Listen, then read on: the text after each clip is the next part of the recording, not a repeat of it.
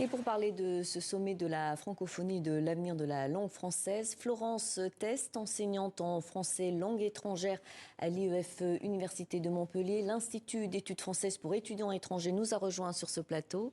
Bonjour, merci d'être avec nous. On vient de l'entendre dans ce reportage. Passion rime avec vocation depuis 25 ans pour ce professeur de lycée de Phnom Penh. C'est votre cas aussi, vous êtes professeur depuis près de 40 ans. Oui, c'est ça. Je suis professeure de français langue étrangère depuis effectivement très longtemps.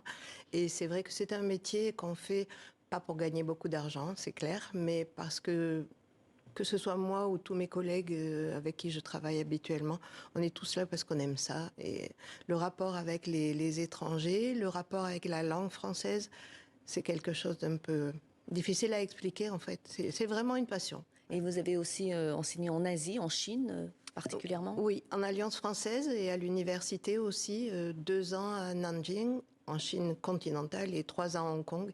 Et c'était une expérience, certainement la plus belle expérience de toute ma vie, expérience professionnelle en tout cas. Et pour Formidable. quelle raison? Est-ce que vous pouvez nous expliquer? Oh, c'était déjà, comment dire, l'écart culturel. Je suis arrivée en Chine, je parlais pas un seul mot, je savais pas dire bonjour. C'était vraiment quelque chose de totalement nouveau. Et j'ai découvert, des collègues qui m'ont vraiment aidée, qui m'ont prise en charge, mais aussi des étudiants formidables. Voilà, petite anecdote, je rentre dans la classe la première fois, le premier matin, tout le monde se lève. Et moi, je me suis retournée pour voir pour qui il se levait. En fait, c'était pour moi.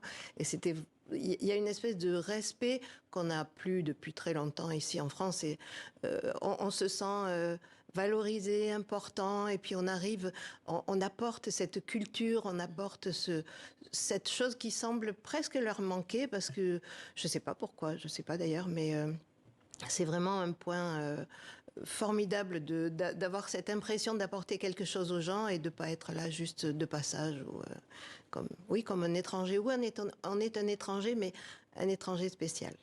Pour la première fois depuis 1991, la France accueille donc le sommet de la francophonie dans un lieu chargé d'histoire. En quoi cet événement est important et pour vous, c'est quoi la francophonie?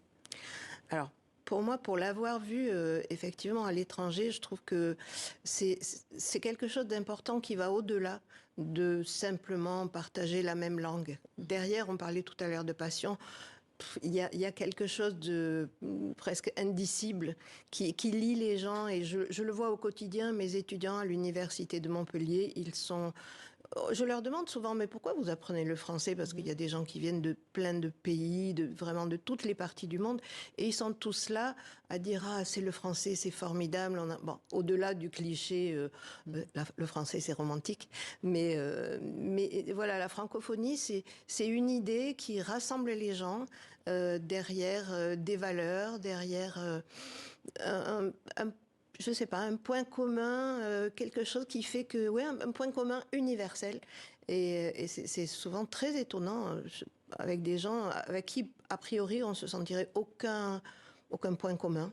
Maintenant, on a ça en commun. C'est ça pour moi, la francophonie. La francophonie rassemble. Vous avez également créé et dirigé le magazine LCFF, Langue et culture française et francophone.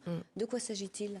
Alors, on avait créé en 2012 avec, justement, quand je suis revenue de Chine, quelques années après, j'avais constaté quand j'étais en Chine que les étudiants se plaignaient de ne pas pouvoir lire la presse parce que c'était trop difficile, sauf si pour ceux qui sont très très avancés, mais pour la majorité des étudiants, c'était trop compliqué. Donc, en revenant, je me suis dit, ça serait bien de créer un magazine qui serait un peu plus à la portée des étudiants, des apprenants, et du coup, j'ai trouvé j'avais une vingtaine de collaborateurs absolument bénévoles qui écrivaient des articles.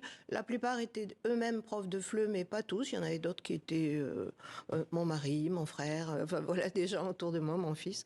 Et on a créé ce magazine avec des rubriques société, littérature, chansons, cuisine, bien sûr, des choses comme ça, et avec des degrés de difficulté dans l'écriture plus ou moins importants, un niveau simple, débutant, niveau intermédiaire, niveau avancé. Il y avait des petits logos qui permettaient de se reconnaître comme ça. On avait la version numérique du magazine et la version papier qu'on envoyait. On était lu quand même à travers 200 pays. dans 200 pays à travers le monde. C'était vraiment, vraiment super. Mais bon, malheureusement, nous avons réussi à tenir pendant 6 ans. Et puis après, les réalités économiques nous ont rattrapés. Et je n'ai pas réussi à trouver le financement. C'est pas faute d'avoir tapé à toutes les portes, mais tout le monde nous a dit « Ah, c'est formidable ce que vous faites ». Mais personne ne nous a vraiment aidés. Sauf, je voudrais le dire, sauf TV5 Monde.